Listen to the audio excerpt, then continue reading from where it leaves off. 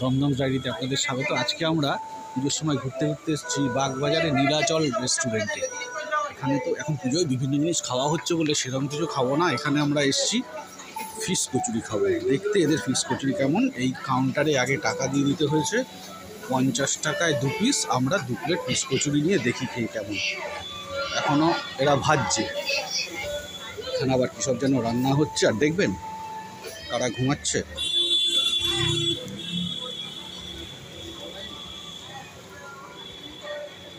ভাবতেই পারিনি পঞ্চমীর দিন এরকম ফাঁকা হবে। আগে তো পঞ্চমীর দিন আমরা একবার এসে ফিরে গেছি। এবার আমাদের আসছে বহু প্রতীক্ষিত ফিশ কচুরি, জানি না কবে দেবে।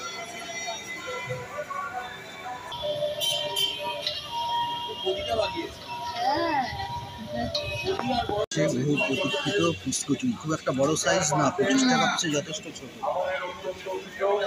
ভেতরে মাছ আছে, মাছের পুর আছে। কি মাছ কে জানে, ভেটকি? না না না না ভেটকি না, যাই পোনা পোনা মাছ, পোনা মাছ। এটা মিষ্টি মিষ্টি মিষ্টি মিষ্টি খেতে।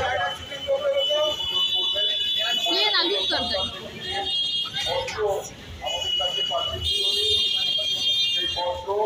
দেখি একটুখানি কেমন লাগছে?